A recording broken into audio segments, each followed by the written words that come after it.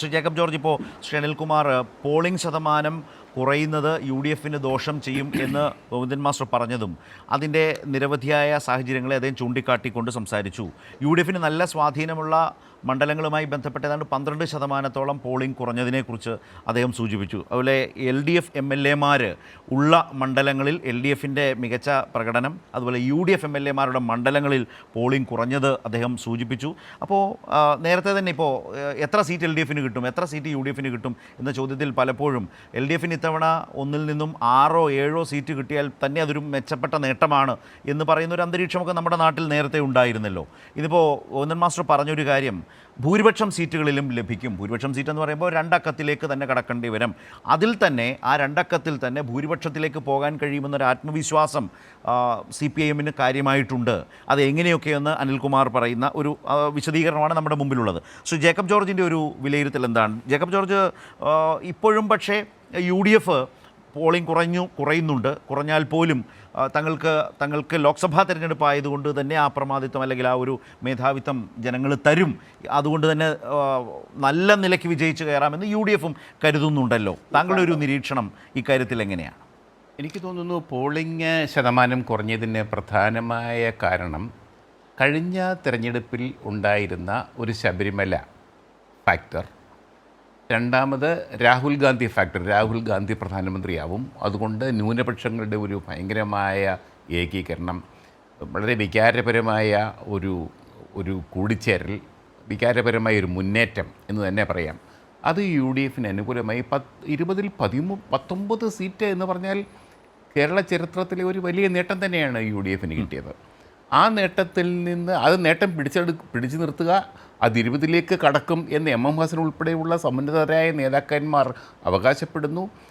കാരണം U D F, ഐക്യജനാധിപത്യ മുന്നണി, കോൺഗ്രസ് നേതൃത്വം കൊടുക്കുന്ന മുന്നണി ദേശീയ രാഷ്ട്രീയത്തിൽ ഒരു നിർണായക പങ്ക് വഹിക്കാൻ പോകുന്നു. 20 സീറ്റുമായിട്ട് നമുക്ക് ഡൽഹിയിൽ പോകണം, എങ്കിലേ കോൺഗ്രസിൻ്റെ നേതൃത്വത്തിലുള്ള ഇന്ത്യ മുന്നണിക്ക് അധികാരത്തിലെത്താൻ പറ്റുള്ളൂ എന്നുള്ള ആ വിശ്വാസം പ്രചരിപ്പിച്ചു. തീർച്ചയായിട്ടും രാഷ്ട്രീയമാണത്. പക്ഷേ അത് അത്ര കണ്ട് ജനങ്ങൾ ഉൾക്കൊണ്ടില്ല എന്ന് വേണം മനസ്സിലാക്കാൻ. പോളിംഗ് ശതമാനം കുറഞ്ഞത് പത്തനംതിട്ട ഉൾപ്പെടെ, പത്തനംതിട്ടയിലൊക്കെ വളരെ കുറഞ്ഞിരിക്കുന്നു. അത് അനിൽകുമാറിന് അത്രയും കണക്കെനിക്ക് ഇത്ര നിശ്ചയമില്ല. അനിൽകുമാർ രാഷ്ട്രീയത്തിനകത്ത് നിൽക്കുന്നയാളാണ്, ഞാനിതൊക്കെ കണ്ടുകൊണ്ട് നിൽക്കുന്നയാളാണ് എന്ന് മാത്രം.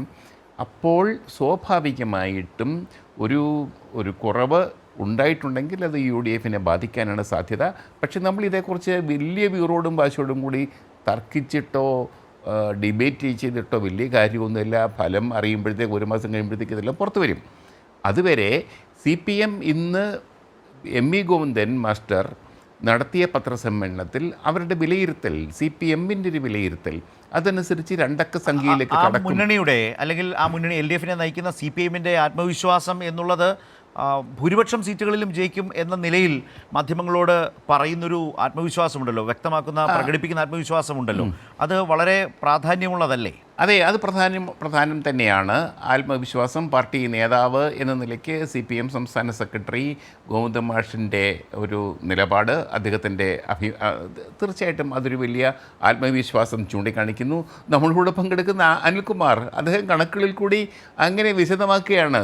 യു ഡി എഫിൻ്റെ വളരെ നഷ്ടക്കച്ചവടമായിരിക്കും, ഈ ഇടതുപക്ഷ മുന്നണി പ്രത്യേകിച്ച് CPM വൻ നേട്ടം നേടും എന്നൊക്കെ പറയുന്നത് തീർച്ചയായിട്ടും അത് അവരൊക്കെ ഫീൽഡിൽ നിന്നവരാണ്. ഇപ്പോൾ കോട്ടയത്തെയും പത്തനംതിട്ടയും തന്നെ ഉദാഹരിച്ചുകൊണ്ട് അദ്ദേഹം പറഞ്ഞ കാര്യങ്ങൾ, ഇപ്പോൾ ഈ പറഞ്ഞ പോലെ മണ്ഡലങ്ങളിൽ U D F M L എമാരുള്ള മണ്ഡലങ്ങളിൽ പോളിംഗ് പിന്നിപ്പോയതിനെ ഇപ്പോൾ പുതുപ്പള്ളിയെക്കുറിച്ച് പറഞ്ഞത് നമ്മുടെ മുമ്പിലുണ്ട്. അതുപോലെ തന്നെ മോൻസിൻ്റെ മണ്ഡലത്തിൽ പാലായിൽ പോയത്, അതുപോലെ അതേസമയം വൈക്കം പോലെ എൽ ഡി എഫിന് സ്വാധീനമുള്ള LDF MLA ഉള്ള മണ്ഡലത്തിലെ വലിയ തോതിലുള്ള മികച്ച പോളിങ്ങിൻ്റെ ഒരു അനുഭവം പറഞ്ഞു. അപ്പോൾ ഈ താരതമ്യങ്ങൾ പത്തനംതിട്ട പ്രത്യേകമായി എടുത്ത് സൂചിപ്പിച്ചു, താങ്കളും കണ്ടതാണ്, താങ്കൾക്കും നന്നായി അറിയുന്നൊരു ജില്ല, ഒരു മണ്ഡലം എന്ന നിലയിൽ കൂടി. അപ്പോൾ ഇത് കേവലം ഒരു ആത്മവിശ്വാസ പ്രകടനം മാത്രമാണോ? കാരണം സംസ്ഥാന സെക്രട്ടറിന് ശേഷമാണ് സംസ്ഥാന സെക്രട്ടറി സംസാരിച്ചത്. എന്ന് വെച്ചാൽ കേരളത്തിലെ 20 ലോക്സഭാ മണ്ഡലങ്ങളിൽ നിന്നും താഴെത്തട്ടിൽ നിന്ന് വന്ന കണക്കുകളെ അപഗ്രഥിച്ചുകൊണ്ട് CPM-ന് അങ്ങനെ ഒരു രീതിയുണ്ട്. അതിൻ്റെ അടിസ്ഥാനത്തിൽ നടത്തിയ വിശകലനങ്ങൾക്ക് ശേഷമുള്ള വിശദീകരണമെന്ന രാഷ്ട്രീയ പ്രാധാന്യമില്ലേ ശ്രീ ജേക്കബ്? അതെ, തീർച്ചയായിട്ടും CPM-ന് വളരെ കൃത്യമായിട്ട് താഴെ തട്ടിൽ നിന്ന് തന്നെ കണക്കുകൾ എടുക്കാനും ഓരോ ബൂത്ത് അടിസ്ഥാനത്തിൽ തന്നെ കണക്കുകൾ വോട്ട് എണ്ണാനും ആ വോട്ടുകൾ വിശകലനം ചെയ്യാനുമുള്ള ശേഷിയുണ്ട്. അതനുസരിച്ചുള്ള റിപ്പോർട്ടുകൾ മുകളിലേക്ക് പോകും. അതെല്ലാം വെച്ചിട്ട് തന്നെയാണ് പാർട്ടി നേതൃത്വം ഇങ്ങനെ ഒരു തീരുമാനത്തിലേക്ക്, ഇങ്ങനെയൊരു നിലപാട്, ഇങ്ങനെ ഒരു കാഴ്ചപ്പാടിലേക്ക് എത്തിയത്. സ്വാഭാവികമായിട്ട് അത് അനിൽകുമാർ പറഞ്ഞൊരു പ്രധാനപ്പെട്ട കാര്യം, CPM MLA മാർ, പ്രത്യേകിച്ച് ഇടതുപക്ഷ MLA മാർ, അതിലും പ്രത്യേകിച്ച് CPM MLA മാരുള്ള മണ്ഡലങ്ങളിൽ വളരെ ശക്തമായ ഒരു പ്രചാരണം നടന്നു. അത് തന്നെ ഏറ്റവും ഞാൻ ഉദാഹരണം കാണുന്നത് തിരുവനന്തപുരത്താണ്. കടകംപള്ളി ഉദാഹരണമായിട്ട് ഞാൻ പറയുന്നതെന്ന് മാത്രമേ ഉള്ളൂ. കടകംപള്ളി സുരേന്ദ്രൻ, അതേപോലെ ശിവൻകുട്ടി, പ്രശാന്ത്, VK പ്രശാന്ത്, ഈ 3 പേരും കഠിനമായിട്ട് അധ്വാനിച്ചു. അതിൻ്റെ ഫലം എന്തുമാവട്ടെ, ഞാനതേക്കുറിച്ച് പറയുന്നില്ല. പക്ഷേ ഈ 3 MLA മാരും സദാസമയം ഫീൽഡിലുണ്ടായിരുന്നു. അവരുടെ സ്വന്തം തിരഞ്ഞെടുപ്പ് പോലെ, അവരുടെ സ്വന്തം നിയമസഭയിലെ തിരഞ്ഞെടുപ്പ് പോലെ തന്നെ ആത്മാർത്ഥമായിട്ട് പ്രവർത്തിച്ചു എന്നുള്ളത് നമുക്കറിയാവുന്നതാണ്. ഇടതുപക്ഷ MLA മാർ അങ്ങനെ വ്യാപകമായിട്ട് ഒരു വലിയ നിലവാരത്തിലുള്ള ശുഷ്കാന്തി കാണിച്ചിട്ടുണ്ട്.